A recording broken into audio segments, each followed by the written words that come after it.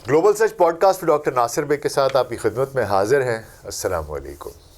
आज 14 अगस्त है, पाकिस्तान की आज़ादी का दिन। वो दिन जिस दिन हम आज़ाद हुए थे। आज़ाद हैं, आज़ाद रहें आप लोग इस मुल्क पाकिस्तान में। आज़ादी अल्लाह सुब्हान ताला की एक बेशबहा कीमती नेमत है। इसकी कदर वही जानते हैं जो ग़ुलाम हों और उनकी सोच, मर्ज़ी, मज़हब, उनके अक़ायद और रसूमात, खुशियाँ, हत्ता कि उनकी ज़िंदगी का हर पल किसी गैर के कब्ज़े में हो। आज़ादी कितनी बड़ी नेमत है ये पूछना है तो फ़लस्तीन के मुसलमानों से पूछिए। आज़ादी कितनी बड़ी नेमत है अगर आज पूछना है तो कश्मीरियों से पूछिए।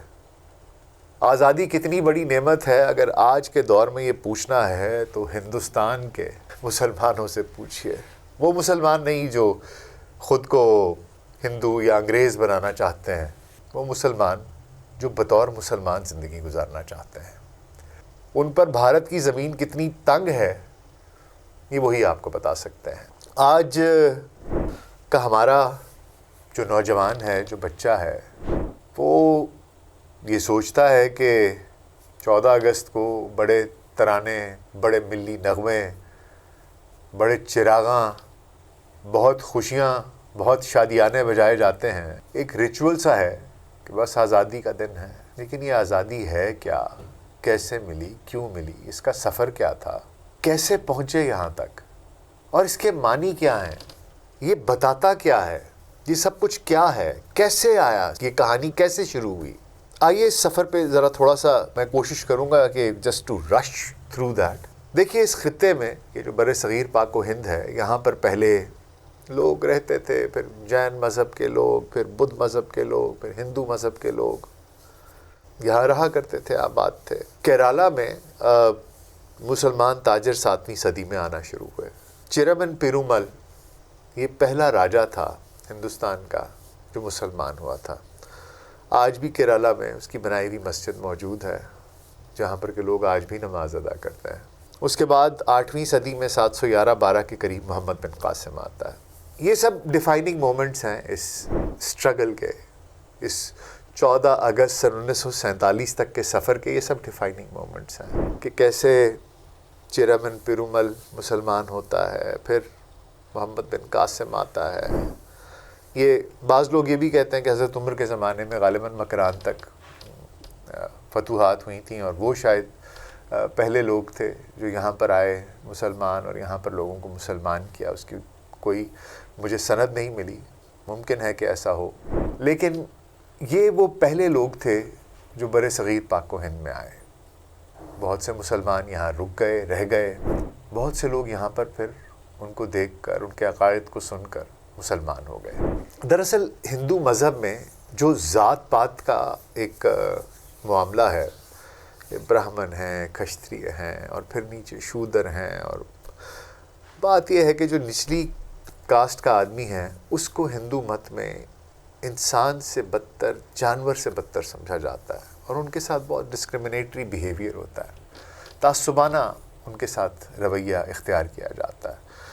इसलिए वो लोग जब इस्लाम की बराबरी के बारे में सुनते और देखते तो उसकी तरफ मरूब होकर इस्लाम कबूल कर लेते हैं। इसके बाद एक सिलसिला है मुसलमान हमला आवरों का जो बड़े सग़ीर पाक व हिंद पर हमले करते रहे।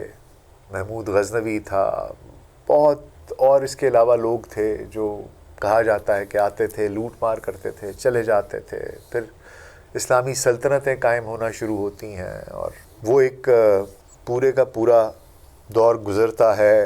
फिर मुग़ल आते हैं और मुग़ल यहाँ पर आकर हुकूमत करते हैं। इन तमाम जंगजुओं, इन तमाम हमला आवरों, इन तमाम हुक्मरानों के साथ साथ कुछ और लोग भी हैं जो बड़े सग़ीर पाक व हिंद में आते हैं, और वो हैं अल्लाह वाले लोग, दरवेश लोग, सूफ़ी लोग।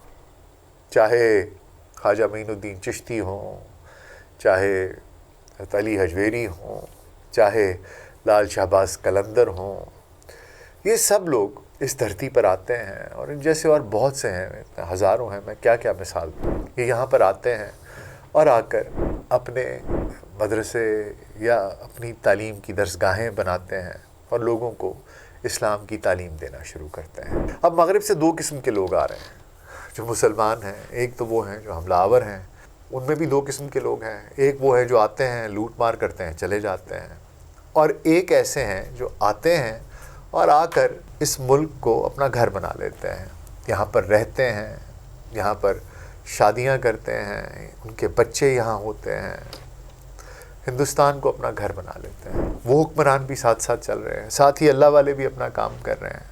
اس طریقے سے بر صغیر پاک و ہند میں مسلمانوں کی آبادی بڑھنا شروع ہو جاتی ہے، اور ایک وقت ایسا آتا ہے کہ 1/4 1/3 کے قریب آبادی جو ہے وہ مسلم ہو جاتی ہے۔ حکمران مسلمان ہیں، مغل ہیں جو ان کی سلطنت چل رہی ہے۔ وقت کے ساتھ ساتھ ان کی سلطنت کمزور ہونا شروع ہو جاتی ہے، اور ہوتا کچھ یوں ہے کہ 17ویں صدی میں ایگزیکٹ 1600 میں جو برطانیہ ہے سرکار، اس کے نمائندے بر صغیر پاک و ہند میں قدم رکھتے ہیں اور یہاں پر آ کر ایک ایسٹ انڈیا کمپنی بنا لیتے ہیں۔ آہستہ آہستہ آہستہ آہستہ وہ اپنی جڑیں بر صغیر پاک و ہند میں مضبوط کرتے ہیں، اور پھر سن 1857 میں وہ وقت آتا ہے جب بہادر شاہ ظفر کو، جو کہ آخری مغل فرما روا تھا، اس کو ڈی تھرون کر دیا جاتا ہے، اس کو تخت سے ہٹا دیا جاتا ہے، اور 1858 میں گورنمنٹ آف انڈیا ایکٹ پاس کیا جاتا ہے اور برٹش راج قائم ہو جاتا ہے بر صغیر پاک و ہند میں۔ اب مسلمان جن کی کہ اتنے عرصے سے حکومت رہی، جب حکومت آپ کی ہوتی ہے تو لوگوں کا آپ کی طرف نظریہ تھوڑا کچھ اور ہوتا ہے، لیکن جب آپ مسند سے گرائے جاتے ہیں تو پھر آپ کو لوگوں کے اصل چہرے دکھائی دیتے ہیں۔ بشیر زیدی اسیر صاحب اللہ انہیں جنت نصیب کرے، ان کی بڑی خوبصورت غزل ہے کہ اے ساحل بیداد قدم چوم ہمارے، اے ساحل بیداد قدم چوم ہمارے، ہم خشک کبا درد کے دریا سے نکل آئے، کیا دل کو لگی تھی کہ کسی طور سحر آئے، جب دھوپ کھلی شہر میں کیا رنگ نظر آئے۔ تو جب دھوپ کھلتی ہے تو تب رنگوں کی اصل کیفیت آپ کو معلوم ہوتی ہے۔ مسلمانوں کا راج ختم ہوا، انگریز کا راج شروع ہو گیا۔ 1857 کے بعد جب انگریز کے قدم ہندوستان میں مضبوط ہو گئے ہیں، جم گئے ہیں، تو ہندوستان میں خصوصی طور پہ جو مسلمان ہیں ان میں ایک مایوسی اور غلامی کی سیاہ رات نے ہر طرف اپنے پر پھیلا دیے تھے۔ مایوسی اور بددلی کے اس عالم میں مسلمانوں کو کوئی راستہ دکھائی نہیں دیتا تھا۔ انہوں نے ہر وہ عمل جس سے کہ انہیں یہ لگا کہ یہ انگریز نے کیا ہے، وہ ایک براہ راست دشمنی میں آ گئے کہ انگریزوں نے ہمارے تخت کو، ہمارے مسلمان بادشاہ کو ہٹایا ہے۔ اس لیے انہوں نے انگریزی تعلیم بھی حاصل نہیں کی، انگریزی نوکریوں سے بھی دور رہے، تعلقات بنانے میں بھی ہچکچاتے رہے، جس کی وجہ سے ان کا فاصلہ انگریزوں سے زیادہ ہو گیا، اور انگریز بھی یہ سمجھتے تھے کہ یہ پہلے حکمران تھے، ان پر اعتبار نہیں کیا جا سکتا، تھے بھی مائنورٹی۔ ایسے میں جو ہندو تھے ان کے لیے تو کوئی ایسا لو لاس خاص تھا نہیں، پہلے مسلمان حکمران تھے، اب انگریز آ گئے تو وہ ان کے قریب ہو گئے، ان کے درباروں میں حاضریاں شروع کر دیں، ان کا طرز تعلیم اپنانا شروع کر دیا، ان کا وے آف لائف اپنانا شروع کر دیا، اور قربت انگریزوں کی اور ہندوؤں کی کچھ زیادہ ہو گئی۔ بعض لوگ کہتے ہیں اس میں مسلمانوں کا اپنا قصور ہے، اس میں کوئی ہندوؤں کا قصور تو نہیں ہے، لیکن بات یہ ہے کہ ایک تعصب چھوٹا موٹا کہیں نہ کہیں ضرور۔ تو اس وجہ سے 1885 میں انڈین نیشنل کانگریس کا وجود ہوتا ہے، وہ وجود میں آتی ہے، اور انڈین نیشنل کانگریس پورے ہندوستان کی ایک سیاسی جماعت تسلیم کر لی جاتی ہے کہ چاہے مسلمان ہو، عیسائی ہو، سکھ ہو، یہودی ہو، جو مرضی ہو، یہ جو جماعت ہے انڈین نیشنل کانگریس، یہ تمام ہندوستانیوں کے جو سیاسی حقوق ہیں اس کا سیف گارڈ کرے گی، اس کی حفاظت کرے گی۔ اور سن 1906 میں ایک بڑا ہی ذہین و فطین اور ایک بہت ہی قابل وکیل جو کہ مسلمان بھی ہوتا ہے، وہ آل انڈین نیشنل کانگریس کو جوائن کر لیتا ہے، اس کا نام ہوتا ہے محمد علی جناح، اور وہ ہندو مسلم اتحاد کا سب سے بڑا داعی ہوتا ہے۔ وہ سیکولرسٹ سوچ رکھتا ہے، وہ کہتا ہے کہ جناب بالکل ہم ایک ہی وطن کے رہنے والے ہیں، ہم تمام ہندوستانی ہیں، چاہے مسلم ہیں، چاہے ہندو ہیں، چاہے سکھ ہیں، ہم ایک ہی ہیں، اور اس وقت ہمارا ایک ہی گول ہے اور ایک ہی ایم ہے کہ ہم ہندوستان کی آزادی کے لیے انگریز سے جنگ لڑیں اور اس سے ہم آزادی حاصل کریں۔ قائد اعظم محمد علی جناح، قائد اعظم تو خیر بعد میں بنتے ہیں، اب یہ جناح صاحب جو ہیں یہ ایک بہت ہی محنتی، بااصول اور اپرائٹ آدمی ہے، بہت ہی قابل اور ذہین آدمی ہے، اور لائر ہے اور سیاست کو بھی سمجھتا ہے۔ اس طرح کا ہیرا انڈین نیشنل کانگریس کو مل گیا ہے، اور وہ مسلمان ہے تو اس وجہ سے مسلمان بھی اس کی طرف آ رہے ہیں۔ اب اس ساری کہانی میں آہستہ آہستہ آہستہ آہستہ پرتیں کھلنی شروع ہوتی ہیں۔ 1915 میں موہن چند کرم داس گاندھی، جو کہ ساؤتھ افریقہ میں، جنوبی افریقہ میں، وہاں کہیں کوئی موومنٹ چلا رہے تھے، اور وہ ایک علیحدہ کہانی ہے، ان کی زندگی پہ کبھی میں دوبارہ بات کروں گا کہ ان کے جو قصے ہیں وہاں پر ان کے ایک جرمن دوست کے ساتھ، اور جو ان کے خطوط ہیں وہ کہانی پھر کبھی صحیح۔ لیکن بہرحال کرم چند موہن داس گاندھی صاحب 1915 میں ہندوستان تشریف لاتے ہیں۔ آ کر 1915 میں ہی وہ انڈین نیشنل کانگریس کو جوائن کر لیتے ہیں۔ آہستہ آہستہ آہستہ آہستہ 1919 تک گاندھی اپنی جڑیں کانگریس میں مضبوط کر لیتے ہیں۔ اور گاندھی، اب میں آپ کو تھوڑا سا ایک بیک گراؤنڈ بتا دوں کہ گاندھی اور جناح دونوں گجو ہیں، یعنی کہ وہ گجو بوائز ہیں جنہیں کہتے ہیں کہ یہ دونوں گجرات کے رہنے والے تھے، دونوں گجراتی ہیں۔ گاندھی آ کے سیاست میں، انڈین نیشنل کانگریس کی سیاست میں، ہندو خیالات کو، ہندو ٹرمینالوجیز کو، جو ایک ہندو تشخص ہے اس کو ابھارنے کی کوشش کرتے ہیں۔ جب وہ یہ سب کچھ کرتے ہیں، اب جناح گاندھی سے پرسنالٹیز کا جتنا فرق ہے میں کیا بتاؤں، کہ زمین آسمان کا فرق تھا پرسنالٹی وائز، شکل و صورت وائز، خاندان وائز، اپنے اسٹیچر وائز۔ وکالت کی قابلیت دیکھی جائے تو بھی جناح کہاں ایک کامیاب ترین لائر، اور گاندھی کے تو مجھے نہیں پتا کہ آج تک اس نے کوئی کبھی کیس بھی لڑا کہ نہیں لڑا۔ بہت فرق تھا، اور دونوں گجو تھے۔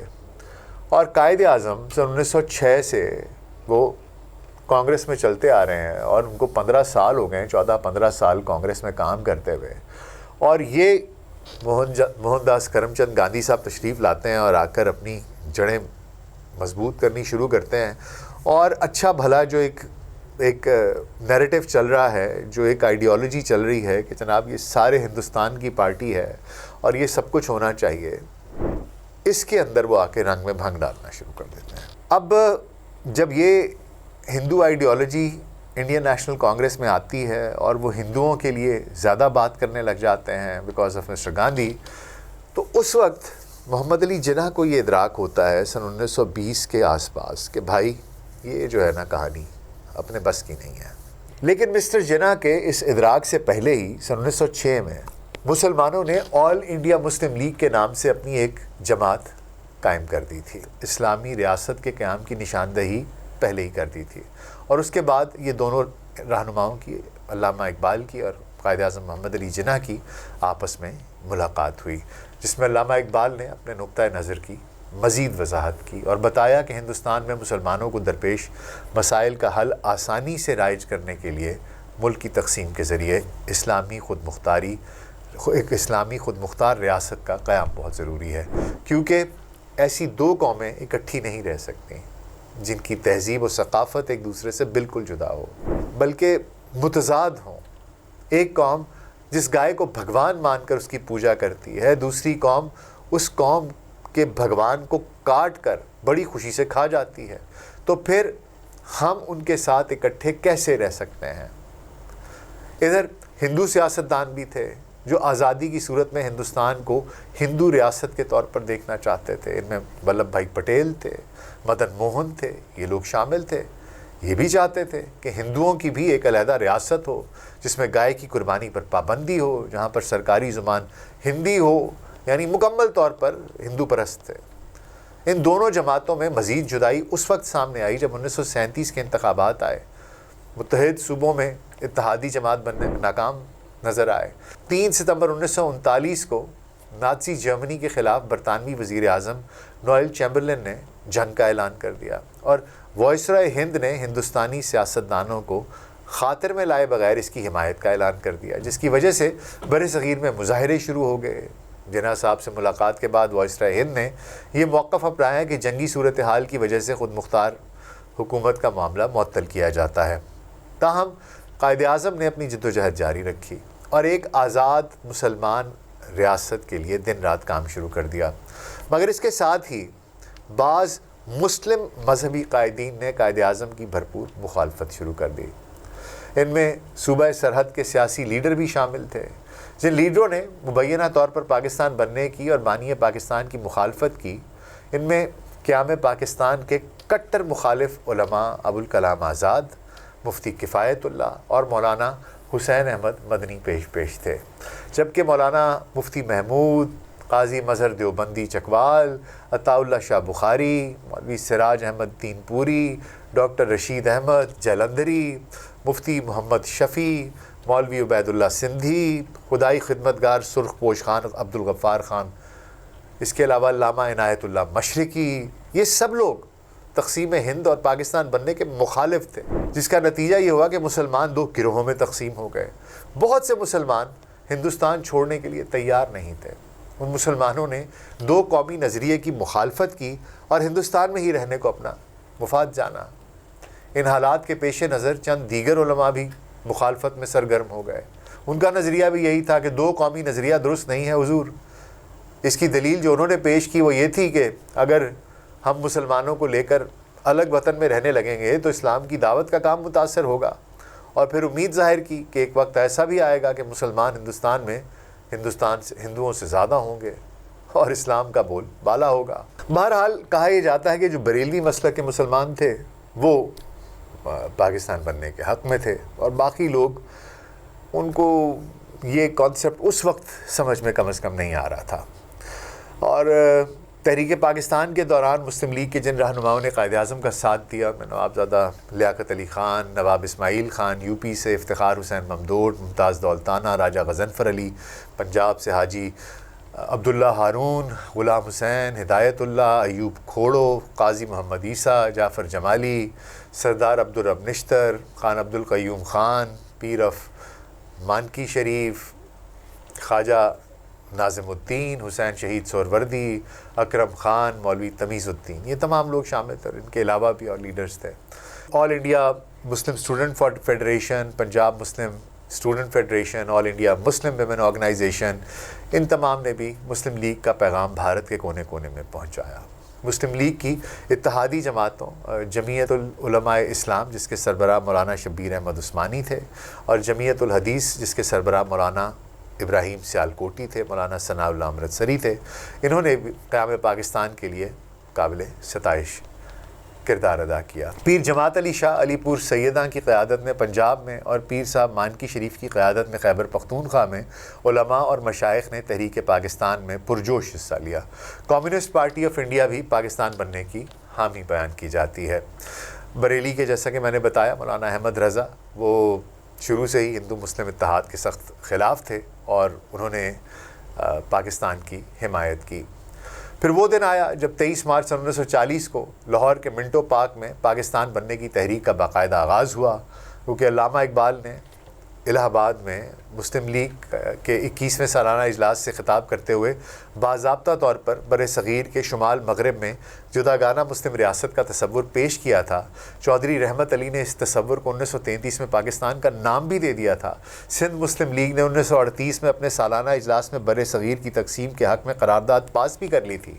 علاوہ ازیں قائد اعظم بھی سن 1930 میں علیحدہ مسلم مملکت کے قیام کی جدوجہد کا فیصلہ کر چکے تھے۔ 1940 تک قائد اعظم نے رفتہ رفتہ قوم کو ذہنی طور پر تیار کر لیا، اور پھر 23 مارچ 1940 کو لاہور میں منٹو پارک میں مسلمانان ہند کا ایک عظیم الشان اجتماع منعقد ہوا، جس میں تمام ہندوستان کے مختلف علاقوں سے مسلمانوں نے قافلوں کی صورت میں سفر کر کے شرکت کی، اور ایک قرارداد منظور کی گئی جس کے مطابق مسلمانان ہند انگریزوں سے آزادی کے ساتھ ساتھ ہندوؤں سے بھی علیحدہ ریاست کا مطالبہ کرتے تھے۔ قائد اعظم نے قرارداد لاہور کی صدارتی خطبے میں اسلام اور ہندو مت کو محض مذاہب نہیں کہا، بلکہ کہا کہ یہ دو مختلف معاشرتی نظام ہیں۔ ہندو اور مسلمان آپس میں شادی کر سکتے ہیں، نہ ایک دسترخوان پر کھانا کھا سکتے ہیں۔ ان کی رزمیاں نظمیں، ان کے ہیرو، ان کے کارنامے سب مختلف ہیں۔ دونوں کی تہذیبوں کا تجزیہ کرتے ہوئے آپ نے فرمایا، میں واشگاف الفاظ میں کہتا ہوں کہ وہ دو مختلف تہذیبوں سے تعلق رکھتے ہیں، اور ان تہذیبوں کی بنیاد ایسے تصورات اور حقائق پر رکھی گئی ہے جو ایک دوسرے کی ضد ہیں۔ اس کے بعد بھی جو مخالفین تھے پاکستان کے، انہوں نے ان کو سکون نہیں آیا اور وہ معاملات کو بگاڑتے رہے مسلمانوں کے لیے۔ لیکن بہرحال پاکستان 14 اگست سن 1947 کو معرض وجود میں آ گیا۔ بہت سی جانوں کے نذرانے دیے جی، جو ٹرینیں یہاں سے وہاں اور وہاں سے یہاں مہاجرین کو لاتی رہیں، ٹرینوں کی ٹرینیں تھیں جن میں صرف لاشیں آئیں۔ دونوں طرف سے بہت ظلم کیا گیا۔ لیکن کہنے کی بات یہ ہے اور سوچنے کی بات یہ ہے کہ 14 اگست سن 1947 کو پاکستان معرض وجود میں آ جاتا ہے۔ ہم دیکھتے ہیں 1947 سے 2025 تک پاکستان کا سفر کیا ہے اور ہندوستان کا سفر کیا ہے، معاشی بھی معاشرتی بھی، دونوں چیزیں دیکھ لیتے ہیں، اور ہمارا اور ان کا فرق کیا ہے۔ آج جو مسلمان جنہوں نے ہندوستان میں رہنا پسند کیا تھا وہ کیسی زندگی گزار رہے ہیں اور ہم کیسی زندگی گزار رہے ہیں۔ 1947 سے 2025 تک 4 مارشل لاز لگے، ان گنت سیاسی حکومتیں آئیں اور چلی گئیں۔ کیا کھویا، کیا پایا؟ آج کا نوجوان سوال کرتا ہے، آزادی نہیں ہے، بول نہیں سکتے، جمہوریت کا شکوہ ہے کہ جی وہ خالص نہیں ہے، بدعنوانی ہے، معاشی مسائل ہیں، معاشرتی مسائل ہیں، سیکیورٹی کے مسائل ہیں، ترقی نہیں ہے، مستقبل دکھائی نہیں دیتا۔ لوگ کہتے ہیں جی کہ پاکستان سے چلے جاؤ، بھاگ جاؤ، ادھر سے باہر چلے جاؤ، امیگریٹ کر جاؤ، یہاں مستقبل دکھائی نہیں دیتا۔ ایسے بھی لوگ ہیں جو آج 78 سال بعد کہتے ہیں او جی قائد اعظم تو ضرورت ہی کوئی نہیں تھی جی پاکستان بنانے کی۔ کوئی کہتا ہے جی قائد اعظم تو جی وہ جی گوریاں دا بندہ سی، وہ گوروں کا آدمی تھا جی، اسی لیے تو کبھی پکڑا نہیں گیا۔ پھر کہتے ہیں یہ تو گوروں کی سازش تھی، ہندوستان کو تقسیم کرو جی، ڈیوائڈ اینڈ رول۔ پھر کوئی کہتا ہے کہ جی یہ تو جاگیرداروں نے بنایا تھا جی اپنے فائنینشیل فائدے کے لیے جی۔ کوئی ایسا ہے جو اس کو مسلم شناخت سے چڑھا ہے، اسلام کا نام لے دو، کہو جی پاکستان کا مطلب کیا، لا الہ الا اللہ۔ وہ کہتے ہیں یار یہ کیا بات ہوئی، قائد اعظم تو سیکولر پاکستان چاہتے تھے، آپ لوگ تو ہر طرف اسلام اسلام کرتے پھرتے ہیں۔ او بھائی بات یہ ہے، یہ ساری باتیں سن کر جو آج کا بچہ ہے نا وہ بہت سخت کنفیوزڈ ہے۔ وہ سوچتا ہے یار یہ سب ٹھیک ہی کہتے ہوں گے، یہ جو کچھ بات چیت کر رہے ہیں یہ لوگ یہ ٹھیک ہی کہہ رہے ہوں گے۔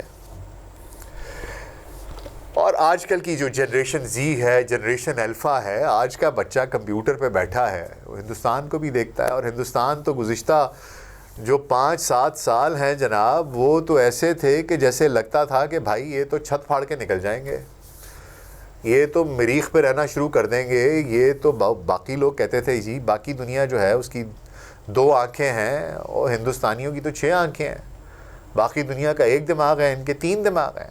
وہ تو کہتے تھے بھائی ہم سپیریئر ہیں، تم چیز کیا ہو، بھکاری، یہ وہ فلاں دھماکہ، پتہ نہیں کیا کیا نہیں کہا۔ ہم تو خیر بہت عرصے سے دیکھ رہے تھے حضور، ہم تو یہ دیکھ رہے تھے جب بابری مسجد ڈھائی گئی، ہم تو دیکھ رہے تھے جب کشمیریوں پر ظلم ڈھائے گئے۔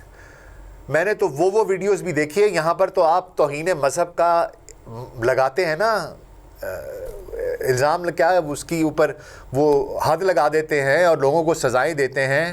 میں نے وہ ویڈیوز دیکھی ہیں، اور آج کی دور کی بات نہیں کر رہا میں، آج سے 15 سال پہلے کی بات کر رہا ہوں، جب مسلمانوں کو پہلے ننگا کر کے ان کی مسلمانی کی تصدیق کی جاتی تھی، اور جب یہ تصدیق ہو جاتی تھی کہ یہ مسلمان ہے تو بلوئی اکٹھے ہو کے یہ جنتا پارٹی، بھارتی جنتا پارٹی والے ڈنڈے پکڑ کر گھیرے میں ڈال کر اس کو مارتے رہتے تھے، اس سے نعرے لگواتے تھے کہ جے شری رام کے نعرے لگاؤ، اور اس کے سامنے اللہ سبحانہ تعالیٰ اور نبی پاک صلی اللہ علیہ وسلم کے لیے ان کی شان میں گستاخیاں کرتے تھے، میں وہ چیزیں سوچ نہیں سکتا۔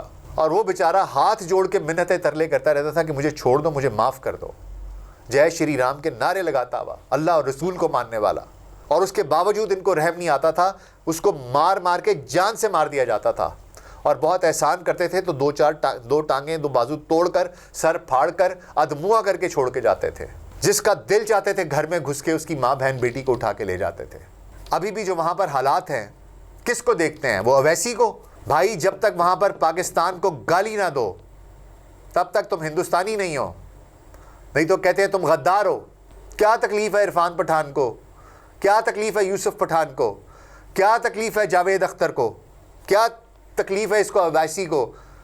کیوں بولتے ہیں مسلمانوں کے خلاف؟ کیوں بولتے ہیں کہ ہم سیکولر ہیں؟ کیوں بولتے ہیں کہ ہم پاکستان کے خلاف ہیں؟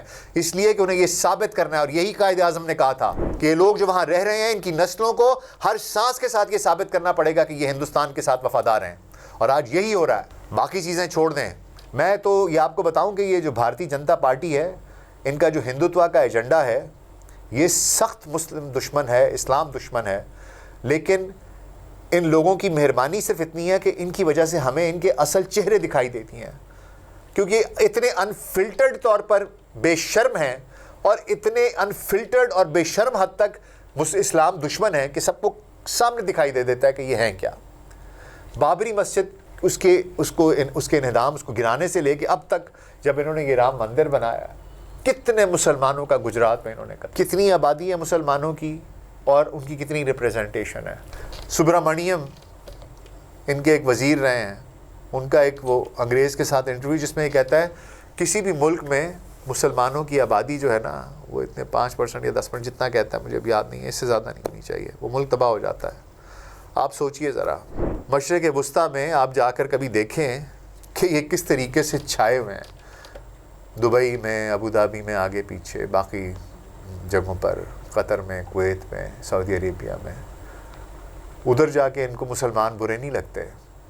یہ جو آپ کی بھارتی جنتا پارٹی ہے، انہوں نے جو حماقت کی، پہلے پہلگام کروایا فالس فلیگ آپریشن، اور اس کے بعد اس کا الزام پاکستان پر لگایا، اس کے بعد پاکستان پر حملہ کر دیا، یہ سوچ کر کہ شاید یہ پاکستان جو ہے یہ کوئی بہت ہی کوئی چھوٹی موٹی سی چیز ہے، یہ تو فلسطین ہے، کیونکہ اسرائیل سے بہت زیادہ متاثر ہے۔ آپ سوچئے ذرا، ہندوستان وہ ملک تھا جس نے PLA کو سب سے پہلے تسلیم کیا تھا، پیپلز لبریشن آرگنائزیشن کو، پیلسٹینین لبریشن آرگنائزیشن کو سب سے پہلے تسلیم کرنے والے انڈینز تھے، اور آج یہ وہاں جا کر منتیں کر رہے ہیں یہودیوں کی، اسرائیلیوں کی، کہ ہمیں IDF میں، اسرائیلی ڈیفنس فورسز میں شامل کرو، ہم تمہارے ساتھ مل کے مسلمانوں کو ماریں گے۔ پوری دنیا، فرانس، برطانیہ، Canada, Sweden, Spain, name a country, everybody is condemning and saying کہ ہم two state solution کو ایکسیپٹ کریں گے۔ یہ واحد قوم، یہ وہ لوگ، آپ پلٹا دیکھیں کیسے مارا ہے، کیونکہ وہ منافقت تھی، دل کے اندر مسلمانوں کی اور اسلام کی نفرت بھری ہوئی ہے، جو آپ کے ساتھ میچ کھیلنے کا روادار نہیں۔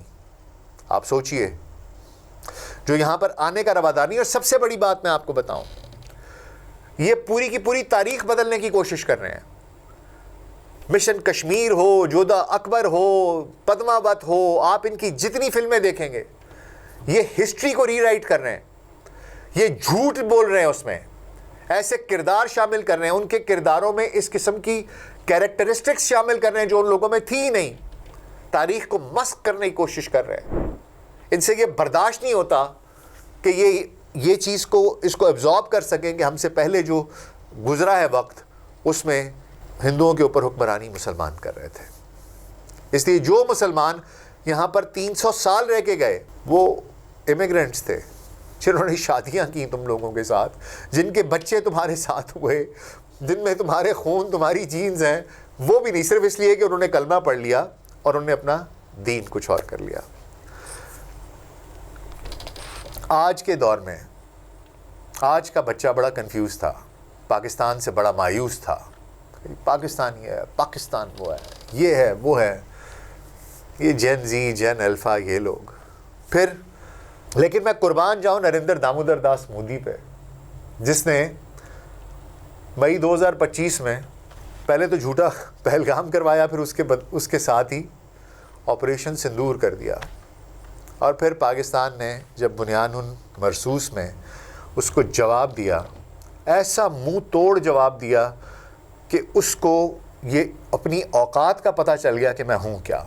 लेकिन इन 4 दिनों में, 5 दिनों में, 1 हफ्ते में, 10 दिन में जो इंडियन मीडिया ने किया, जो इंडियन अवाम ने किया, जो सोशल मीडिया पर हुआ, उससे तो अगर किसी के दिमाग में एक रत्ती बराबर भी कोई शक था कि पाकिस्तान का बनना अगर ये ना बनता, तो आप यकीन कीजिए कि मैं और आप हमारा वो हाल कर रहे होते हिंदू के जिसकी कोई हद नहीं है।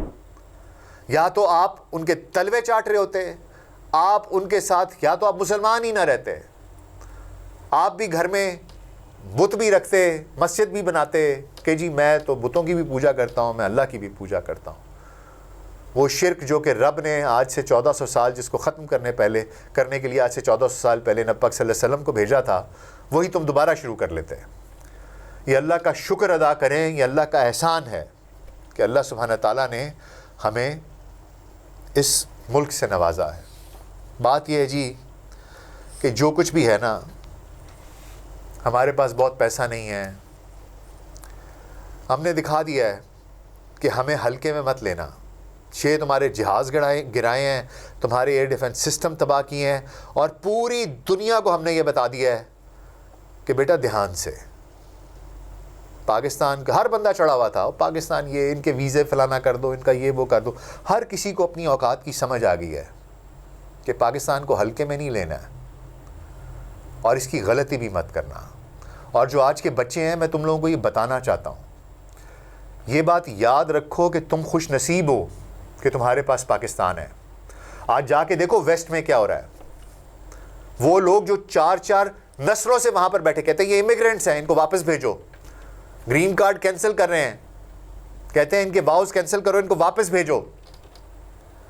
आखिर में तुम्हारे पास ना, जिस तरह एक बंदे के पास ये उम्मीद होती है कि पूरी दुनिया मुझे धुतकार दे, मेरे पास मेरा घर है, ये वो घर है तुम्हारा। तुम जब यहाँ पर आओगे तुम्हें खुले बाजुओं के साथ एक्सेप्ट किया जाएगा। ठीक है यार, हमारे डिफरेंसेस हैं, हमारे यहाँ जमहूरियत उस तरह की नहीं होगी, मैं मान लेता हूँ, चलें जी तरक्की नहीं है, बदउनवानी है, सब कुछ है। कहाँ ये सब कुछ नहीं है? कहाँ पर आप लोग बात करते हैं जी ये है फलाना है, लोग बात करते हैं इदारे हैं, किस जगह पर डीप स्टेट नहीं है, किस जगह पर नहीं है? कहाँ पर बैठ के कौन से ऐसे शजरे ममनुआ किस मुल्क में नहीं है जिनके ऊपर तुम बात नहीं कर सकते? खुदा का शुक्र अदा करो। आज के दौर में अगर कोई तुम्हें ये कहता है कि पाकिस्तान का नज़रिया, ये 2 कौमी नज़रिया, पाकिस्तान का बनना, इसके ऊपर सवाल उठाता है, तो ये जान जाओ कि या तो वो उसका कोई आइडियोलॉजिकल मसला है, उसकी कोई सोच ही शायद ऐसी है, या फिर ये कि वो बदनीयत इंसान है और वो जानबूझकर आंखें बंद किए हुए है और झूठ को सपोर्ट कर रहा है और तुम्हें गुमराह करने की कोशिश कर रहा है। अल्लाह सुब्हानहू तआला का शुक्र अदा करें, उसका शुक्र अदा करें कि उसने पाकिस्तान अता किया। तराने बजाए जाते हैं, नगमे गाए जाते हैं, चिरागा किया जाता है, पाँ मोटरसाइकिल वाले करके वो बाजे बजा रहे होते हैं, सब कुछ कर रहे होते हैं। इसके पीछे के उस आइडियोलॉजी को समझने की कोशिश करें और समझने की कोशिश करें कि ये कितना बड़ा मेरे रब का एहसान है। Try to understand that. देखें इर्द गिर्द पूरी दुनिया में क्या हो रहा है। जिन कौमों के पास आज़ादी नहीं है उनके साथ लोग क्या कर रहे हैं। एक गली में पड़े हुए एक टीम के डब्बे की तरह जिसका दिल चाहता है आके ठुड्डा मार के चला जाता है। अल्लाह का शुक्र अदा करें और अल्लाह से दुआ करें। एक दफ़ा ये एहतसाब करें हर 14 अगस्त को कि पिछली 14 अगस्त से इस 14 अगस्त तक मैंने अपने मुल्क के लिए क्या किया। सवाल तो बड़ा करते मेरे मुल्क ने मेरे लिए क्या किया। Ask not what your country has done for you. Ask what you have done for your country in 1 year. करो एहतसाब अपना, तब पता चलेगा। सब कुछ है यहाँ पर, अपनी जगह पर अपना काम करो, अल्लाह की ज़ात बरकत डालेगी। शुक्र अदा करें अल्लाह का, 2 नफल शुक्राने के अदा करें कि अल्लाह सुब्हाना ताला ने आपको पाकिस्तान अता किया है, क्योंकि 2 नफल बहुत थोड़े हैं लेकिन रब कबूल करने वाला है। एक बार फिर आप लोगों को जश्न आज़ादी मुबारक। पाकिस्तान जिंदाबाद।